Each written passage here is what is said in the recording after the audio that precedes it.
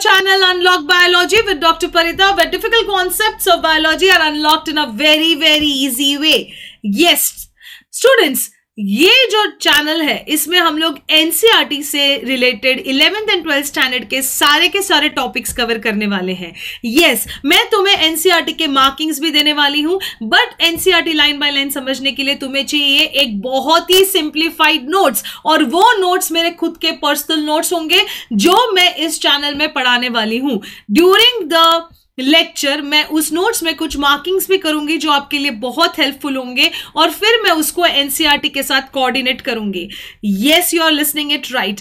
And guess what, ये जो मेरे नोट्स है प्लस एनसीईआरटी मार्किंग्स, इसका पूरा का पूरा पीडीएफ तुम्हें मेरे टेलीग्राम चैनल पे फ्री ऑफ कॉस्ट डाउनलोड करने मिलेंगे. यस, एंड उसके लिंक तुम्हें मेरे वीडियो के डिस्क्रिप्शन पे मिलेगी. So just go and see the videos and then just go to the description, click on the link and then download your PDFs for free. Along with that, you are also going to get few MCQs to solve related to that videos.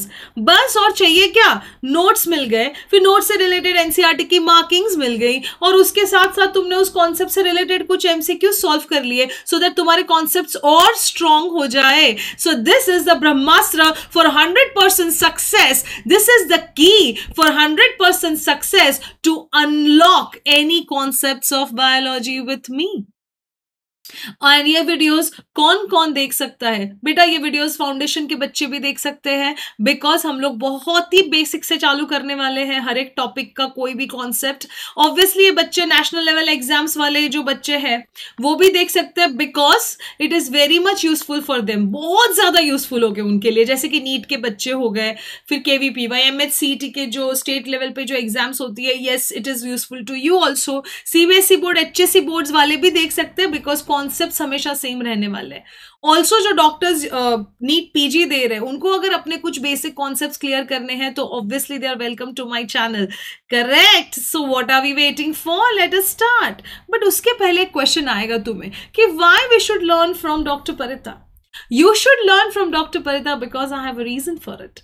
I am Dr. Parita and I am teaching to NEET students since more than 10 years. Also, I have taught to dental students. Dental college में dental की जो पढ़ाई करने वाले बच्चे होते हैं उनको मैंने पढ़ाया हुआ है for 3 to 4 years. Yes. Also, I am a practicing dental surgeon in Mumbai.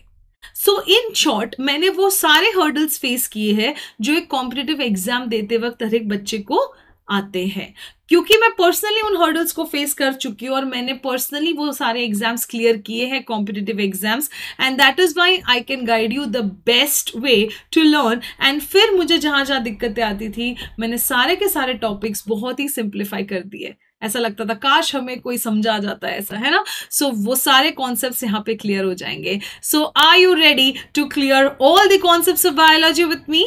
Yes. So let us start with the first basic topic. Very very basic topic है ये, जिसको हम बोलते हैं structural organization in animals. ये topic तुम्हारे 11th standard NCERT text book में दिया गया है. ये बहुत बेसिक टॉपिक है, specially to understand human physiology as well as zoology के कुछ टॉपिक्स के लिए.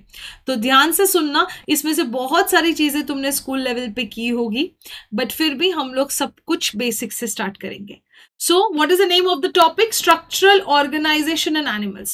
To understand the heading, we need to little go back to our school time and understand few concepts like what is the basic structure and functional unit of life. अब तो नींद से भी उठा के पूछ लो भाई साइंस के बच्चों को, तो ये पता होगा कि it is nothing but cell.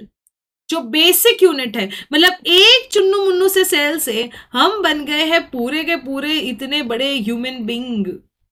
थोड़ा फनी सा है, बट यस, एक सेल से एक कॉम्प्लेक्स ऑर्गेनिज्म, एक कॉम्प्लेक्स ह्यूमन बीइंग बना है ना. तो ये कैसे बनता है, लेट अस अंडरस्टैंड. उसके लिए you should know that animals are of 2 types. One is unicellular animals and other is multicellular animals. Unicellular जो सिंगल सेल के होते हैं, जिसमें एक हो गया तुम्हारा अमीबा, कोई भी शेप में रहता है, और एक हो गया चप्पल जैसा, स्लीपर जैसा, जिसका तुमने बोल दिया है पैरामीशियम.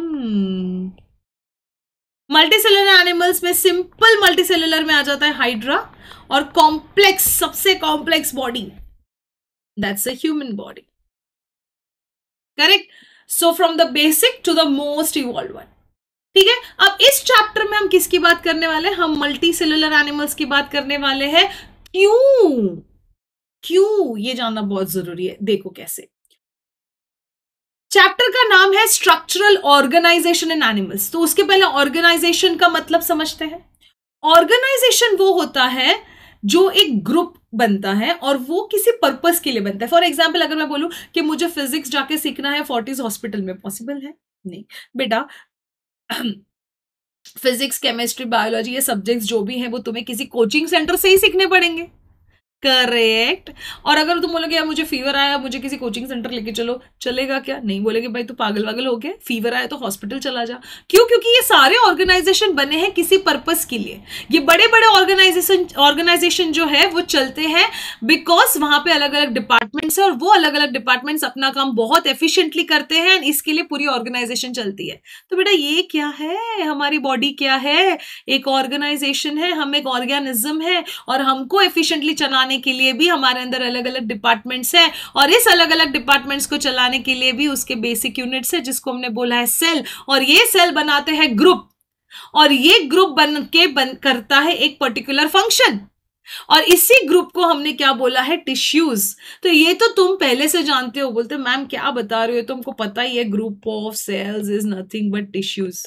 बट बेटा यहां पे ध्यान दो अच्छे से कि ये जो टिश्यूज है इसकी डेफिनेशन हम लोग थोड़ा एक स्टेप आगे जाके करने वाले हैं और कुछ वर्ड्स जो है जो नए हैं जो तुमको इंट्रोड्यूस कराने वाली हूं मैं. So just see now what are those words. So let us start this chapter with the definition which is the first page of this chapter in NCERT textbook which I will show you now.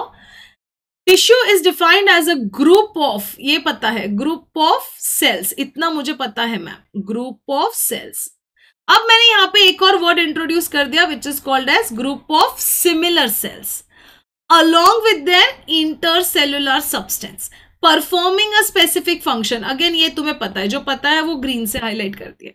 तो group of cell एक particular function के लिए है, ये tissues है. But अब मैं क्या बोल रही हूँ? Group of similar sales. Similar word को दिमाग में डालो. सिमिलर वर्ड जो है ये सिमिलर किस चीज में? जैसे कि मैं वापस से आ जाती हूँ कोई सेंटर या कोई ऑर्गेनाइजेशन पे. मैं बोल रही हूँ अकाउंट्स डिपार्टमेंट में जिसको भी रिक्रूट करो या जो भी कैंडिडेट को तुम रिक्रूट करो वो सारे के सारे बीकॉम होने चाहिए. मतलब मैं एक सिमिलैरिटी दे रही हूँ तुम्हें, क्राइटेरिया डिफाइन कर रही हूँ कि सबके सब बीकॉम होने चाहिए. तो बेटा ये जो सेल्स का ग्रुप बन रहा है, ये ऐसे एक सेल, दूसरा सेल, तीसरा सेल, ऐसे जो साथ में आ रहा है, तो ये सेल्स के अंदर भी मुझे डिफाइन करना पड़ेगा कि सिमिलैरिटी किस चीज में होनी चाहिए. तो सिमिलैरिटी इसमें होनी चाहिए स्ट्रक्चर की, फंक्शन की. ये तो हमको पता है मैम, एक बेसिक स्ट्रक्चर सेम होना चाहिए क्योंकि वो ऑर्गेनाइजेशन, उनका फंक्शन ऑब्वियसली सेम होगा.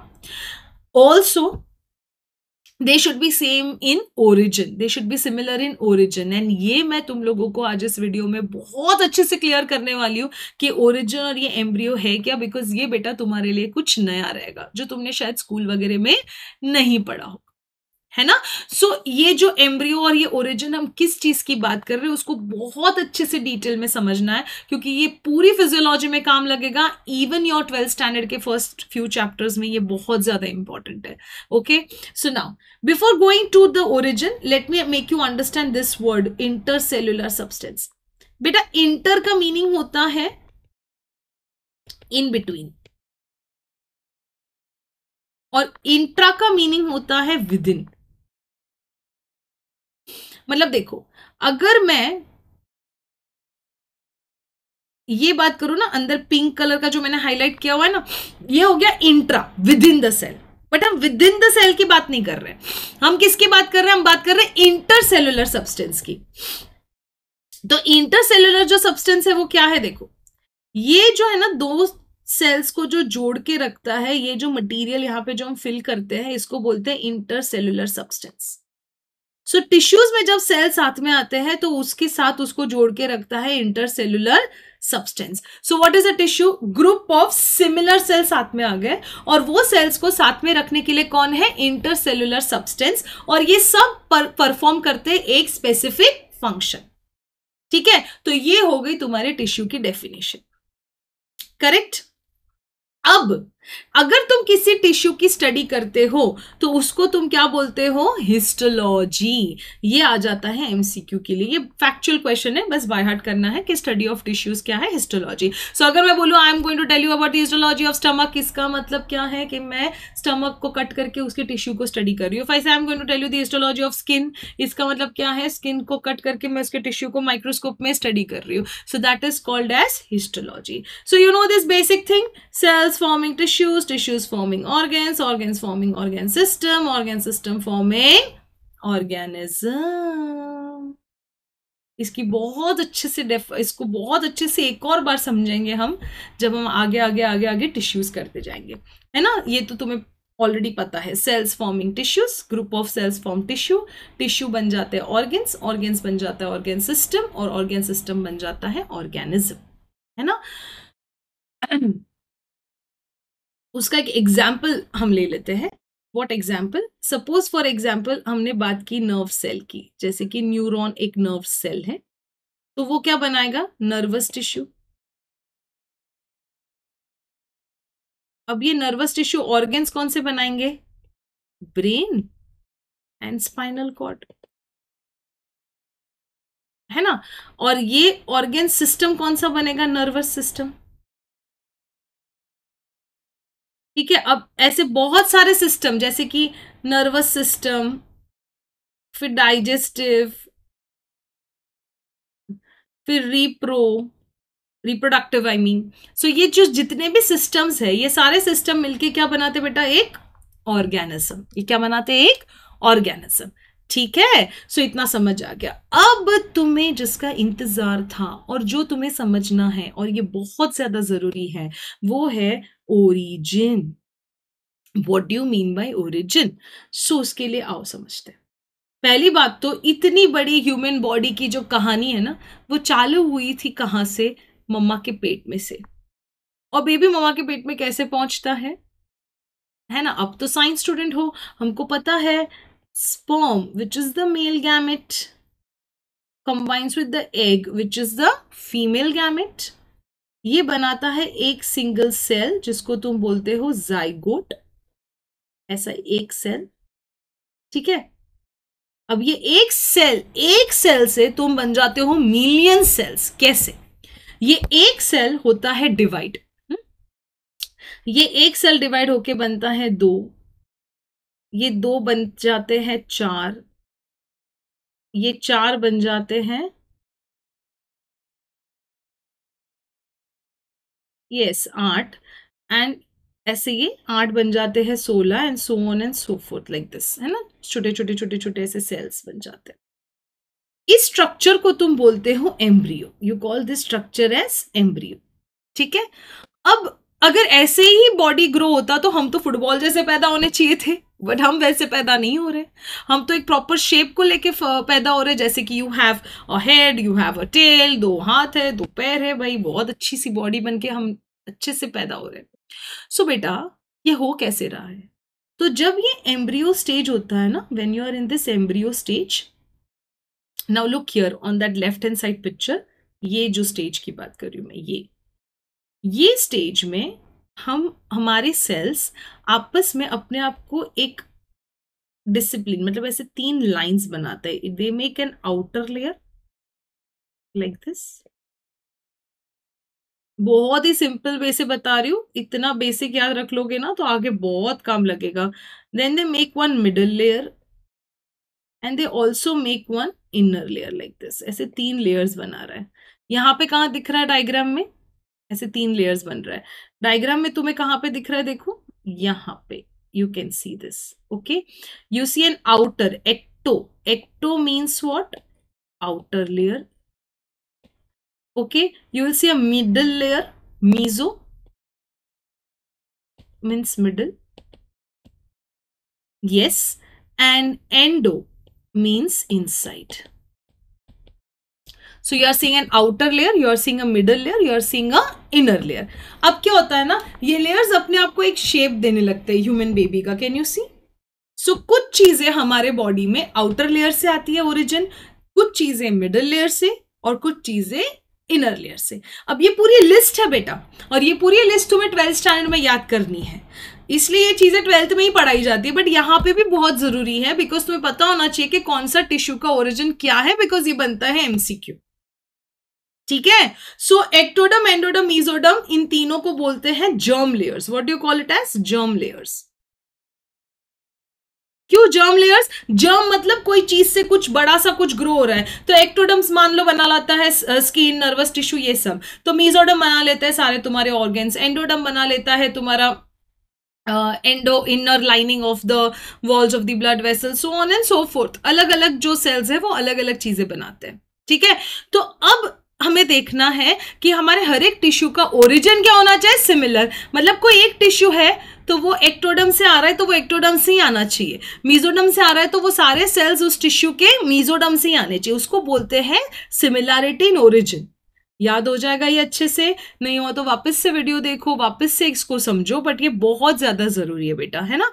नाउ अब कितने टाइप के बॉडी टिश्यूज है पहले तो ये समझ लो। हमारी जो बॉडी होती है ना उसमें कितने 100 ट्रिलियन सेल्स है ना, बहुत सेल्स है रे, उसमें भी अलग अलग टाइप है, 200 डिफरेंट टाइप्स ऑफ सेल्स है। बट ये जितने भी 200 डिफरेंट टाइप्स है ये दो ही कैटेगरी में पड़ते हैं। एक होता है तुम्हारे सेक्स सेल्स जिसको तुम बोलते हो स्पर्म्स एंड एग्स। बेटा हम स्पर्म्स एंड एग्स की बात नहीं कर रहे यहां पे इस चैप्टर में, हम लोग वो सारे सेल्स की बात कर रहे हैं जो स्पर्म्स और एग को छोड़ के जितने भी सेल्स है ना, जिसको तुम बोलते हो body cells. Soma means what? Soma is equal to body, soma का मीनिंग होता है बॉडी, सो सोमैटिक सेल्स भी उसको बोलते हैं। Okay, so now this somatic cells जितने भी हैं वो 4 बेसिक टाइप्स ऑफ टिश्यूज रहता है बॉडी में, मतलब 100 trillion cells, 200 different types of cells, दो कैटेगरी में जा रहे हैं, somatic and germ cells. And ये सारे सेल्स स्पर्म्स और एग्स को छोड़ के ये जितने भी बाकी के सेल्स है वो सिर्फ 4 बेसिक टाइप ऑफ टिश्यूज में फॉल करते हैं बेटा। और ये 4 बेसिक टाइप्स ऑफ टिश्यूज है, epithelial, connective, muscular and nervous. अब हमारे डेफिनेशन को समझने की ट्राई करते हैं। अगर मैं एपिथेलियल टिश्यू की बात करूं तो इसके सारे सेल्स क्या होने चाहिए? सिमिलर होने चाहिए इन स्ट्रक्चर, फंक्शन एंड ओरिजिन। इनका फंक्शन सेम होना चाहिए, मतलब एक बेसिक फंक्शन सेम होना चाहिए, एक बेसिक स्ट्रक्चर सेम होना चाहिए, और इनकी ओरिजिन सेम होनी चाहिए।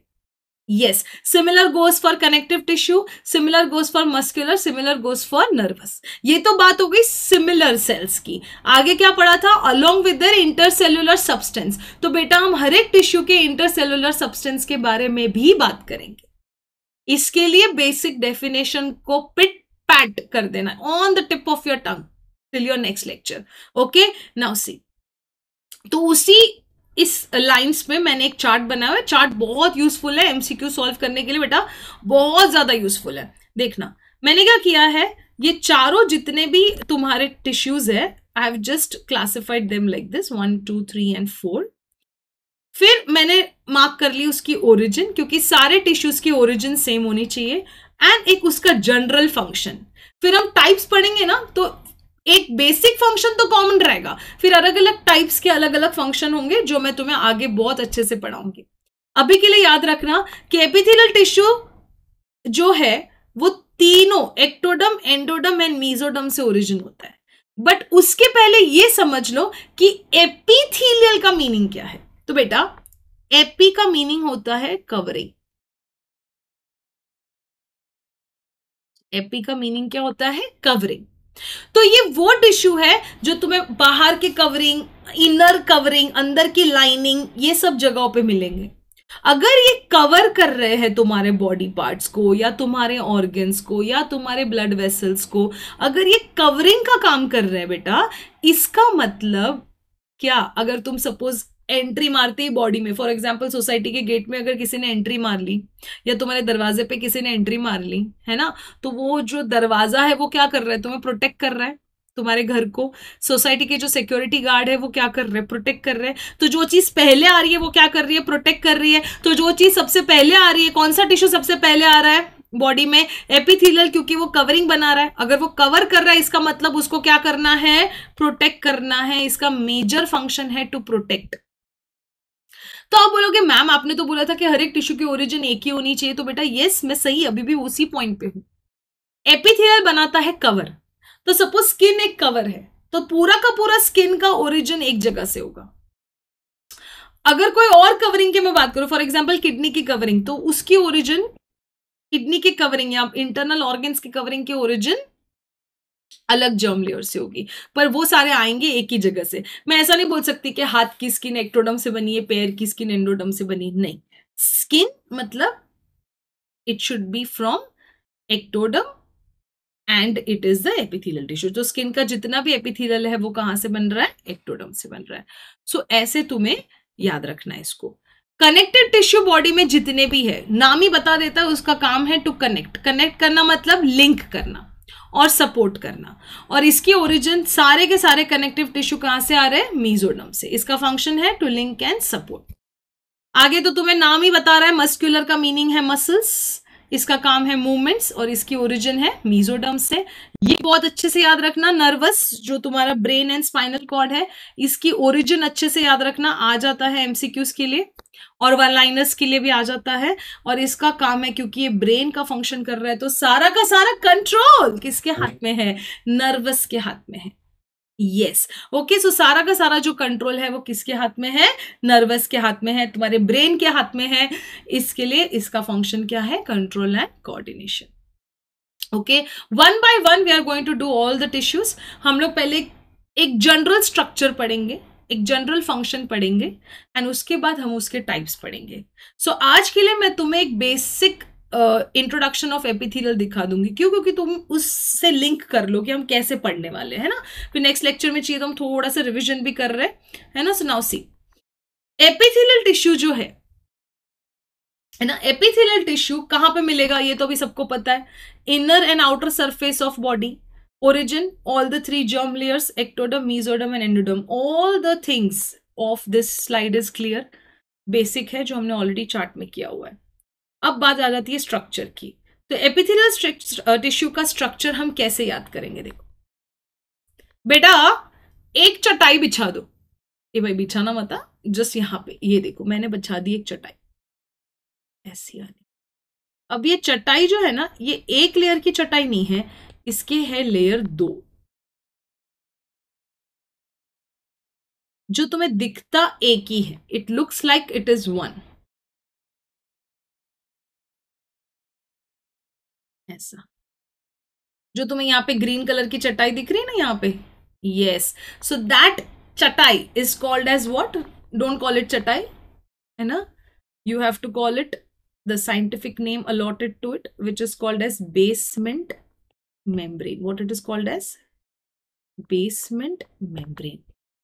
ये एक बहुत टिपिकल फीचर है एपिथेलियल टिश्यू का, और प्लीज ये दिमाग में डाल देना कि ये जो है ना बेसमेंट मेम्ब्रेन तुम्हें और कहीं पे भी नहीं मिलेगा, neither in connective, neither in muscular, neither in nervous. So basement membrane तुम्हें सिर्फ एंड सिर्फ एपिथेलियल टिश्यू में मिलेगा, सिर्फ और सिर्फ एपिथेलियल, ये उसका टिपिकल फीचर है। चाहे वो कोई भी टाइप का एपिथेलियल टिश्यू हो, उसका बेसिक स्ट्रक्चर सिमिलर होना चाहिए, और वो जो बेसिक स्ट्रक्चर सिमिलर है वो क्या है एक बेसमेंट मेम्ब्रेन। दूसरी सिमिलरिटी क्या है कि ये cells, group of cells they come together and they are tightly packed. These group of cells are what, they are tightly packed, tightly packed है, मतलब दो सेल्स के बीच में जगह ही नहीं है, तो इंटरसेलुलर सब्सटेंस होगा क्या, no chance. So in short, अगर हम इसलिए डेफिनेशन, अगर मैं इंटरसेलुलर सब्सटेंस की बात करूं तो यहां पे बिल्कुल भी है नहीं, अगर है तो भी बहुत ही थोड़ा सा है। सो विथ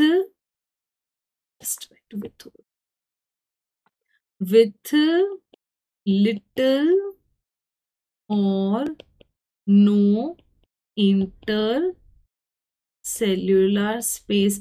कैसे याद करोगे इसको बेटा, ये कवरिंग पे इसका काम है प्रोटेक्शन, बिल्कुल जगह नहीं छोड़ेंगे, किसी को नहीं जाने देंगे, इसे प्रोटेक्ट करके रखेंगे। सो ये सारे के सारे सेल्स जो है ना वो इतने ज्यादा टाइटली पैक्ड है कि बीच में कोई जगह ही नहीं है, क्योंकि यहाँ पे बीच में कोई जगह नहीं है। So there is no intercellular space, they are tightly packed with each other. Okay बेटा, okay. Now let us see this diagram.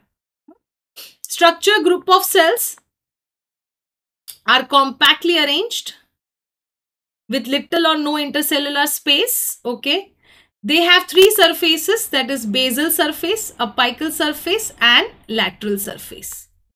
Now let us talk about these three surfaces. Okay, now for talking about these three surfaces, you should first know that हमने NCERT कितना cover up किया है ना? तो पहले तुम NCERT पे चले जाते हैं and just I want you to mark whatever I am telling you. You have to mark from here. Definition वापस करा रही हूं ताकि अभी मैं जब तुम्हें सरफेसेस वगैरह पढ़ाऊं तो एपिथेलियल टिश्यू भी अच्छे से क्लियर होना चाहिए. A group of cells along with the intercellular substance is performing a specific function is called as tissue. ये तुम्हें याद रखना चाहिए. एंड सबसे इंपॉर्टेंट वर्ड यहां पे क्या है? Similar. Similarity in what? Structure, function and origin. बस. फिर हमने क्या किया कि यहाँ पे चार टाइप के टिश्यूज है, epithelial, connective, muscular and neural. और अब हम लोग हैं एपिथेलियल टिश्यू में. और एपिथेलियल टिश्यू जो है it is mainly with what? It is mainly concerned with protection and the cells are compactly arranged. अब तुम्हारी टेक्स्ट बुक में डायरेक्टली उसके सरफेसेस के बारे में बात की हुई है एंड इसके लिए मैं तुम्हें अभी बताती हूं कि कैसे तुम मार्क करोगे ये सरफेसेस. Now just see. एक बेसमेंट मेम्ब्रेन है यहाँ पे. तो बेसमेंट मेम्ब्रेन में तुमने क्या किया? तुम्हारा जो एपिथेलियल टिश्यू है वो बेसमेंट मेम्ब्रेन पे है. इधर ये बेसमेंट मेम्ब्रेन एक पतला सा बना रही हूं मैं. और ये हो गए तुम्हारे सेल्स. ठीक है, अब बात करते हैं सरफेसेस की. बेटा तो ये जो टॉप की तरफ है ना, इसको बोलेंगे हम अपाइकल सरफेस. जो बेसमेंट मेम्ब्रेन की तरफ सरफेस है उसको बोलेंगे हम बेसल सरफेस.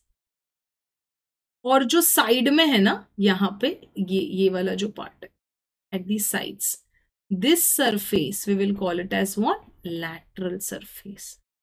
लैटरल का मीनिंग होता है sides. So this is called as what? Lateral surface. ठीक है, अब देखो.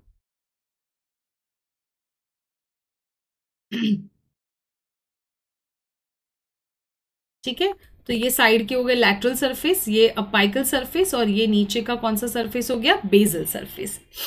Okay, so three surfaces, basal surface, apical surface and lateral surface. Basal surface कहां पे होगा? On the basement membrane. Let's have a look at the basement membrane. तो देखो ये हमारा था बेसमेंट मेम्ब्रेन, करेक्ट. अब ये जो बेसमेंट मेम्ब्रेन है वो कैसा है? Double layer. What it is written over here? It is double layer, correct. अब ये डबल लेयर बेसमेंट मेम्ब्रेन में ये टू लेयर्स कौन से है? तो इसको तुम बोलोगे basal lamina. Lamina means layer and this pink colour thing is nothing but the reticular lamina. Is a reticular lamina. Beautiful. तो अब तुम्हें इतना पता चल गया है कि अगर मैं ये बेसमेंट मेम्ब्रेन है और अगर मैं एक एपिथेलियल सेल ड्रॉ करती हूं तो ये साइड वाला हो गया उसका लैटरल सरफेस, ये हो गया उसका बेसल सरफेस, और जो ऊपर जो अटैच नहीं है वो हो गया उसका apical surface. Apical means at the top. Okay, now suppose ये ब्लड वेसल्स में प्रेजेंट है तो कैसा दिखेगा? It will look something like this.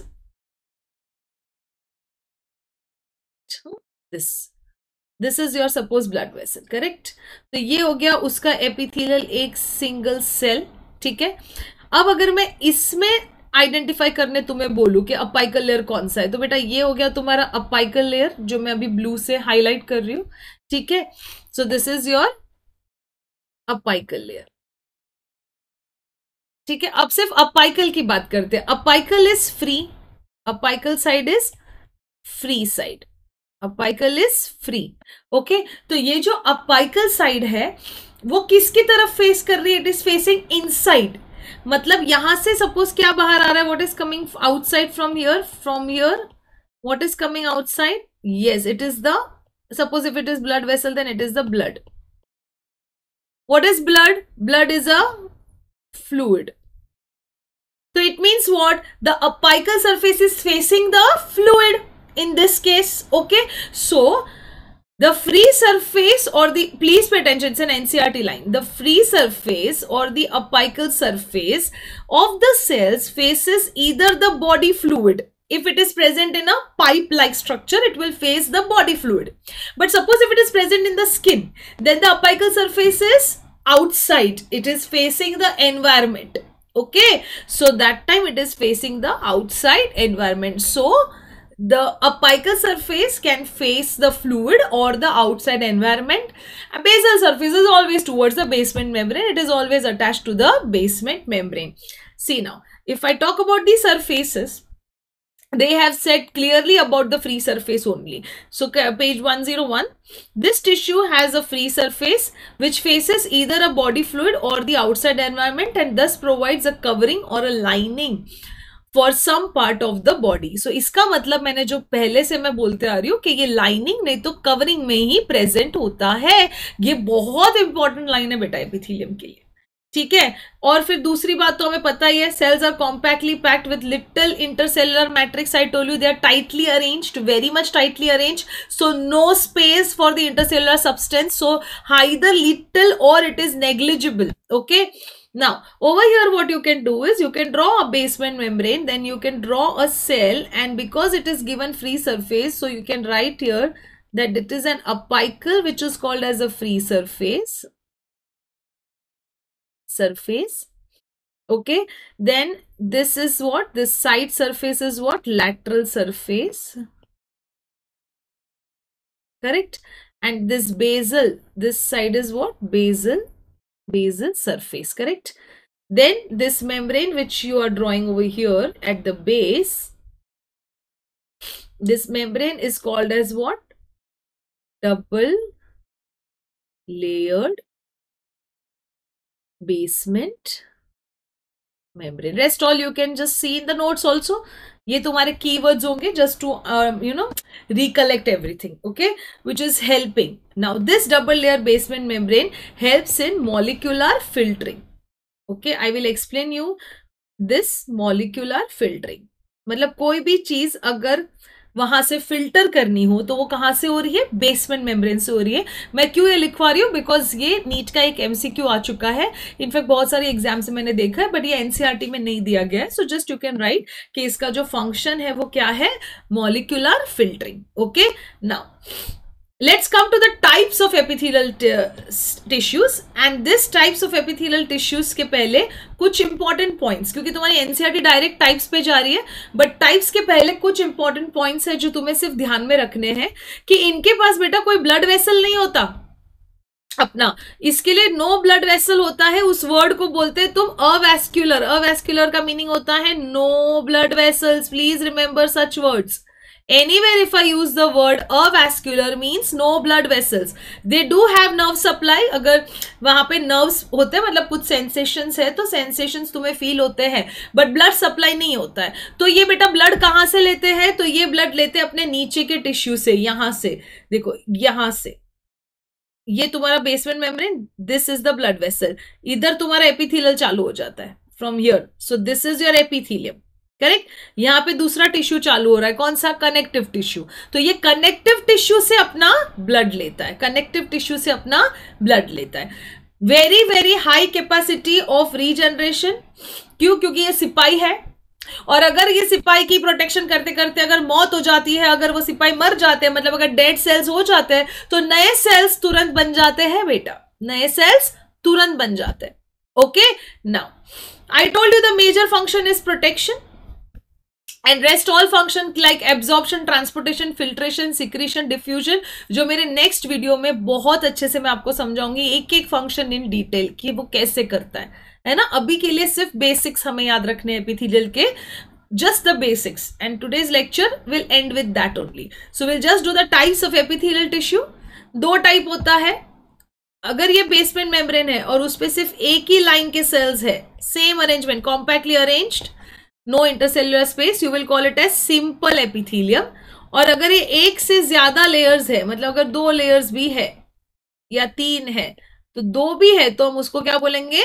Compound. So it is more than one layer of cells and this is single layer of compactly arranged cells.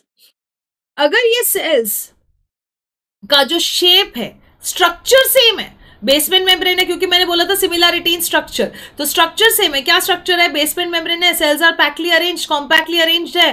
फिर उसके बाद क्या है? नो इंटरसेलुलर मैट्रिक्स है, बेसल सरफेस है, लैटरल सरफेस है, apical surface है. ये सब स्ट्रक्चर सेम है, शेप थोड़ा चेंज हो जाता है. अगर शेप फ्लैट है, चपटा है, तो तुम बोलोगे स्क्वैमस.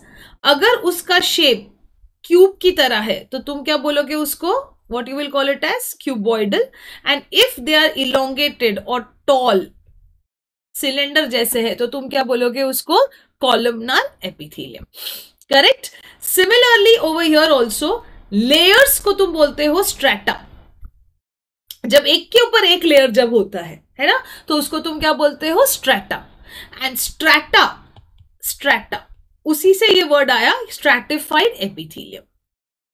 एक और एपिथेलियम है स्ट्रैटिफाइड में जो लेयर्स में तो रहता है बट वो अपना शेप चेंज करता है. ट्रांजिशनल का मीनिंग क्या होता है? Change.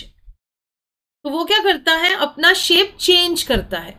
And that type of epithelium is called as what? Is called as what? Transitional epithelium. It is called as what? Transitional epithelium. Okay, now where it is found, how it is found, that detailing I will do when I do compound epithelium. तब उसकी एक पूरी classification detail में करेंगे. फिर हम एक बहुत ही अच्छा चार्ट भी बनाएंगे at the end of epithelium, जो तुम्हें क्विक रिविजन मैप होगा for understanding the epithelium tissue. Okay, so just this much of basics. Okay, for today.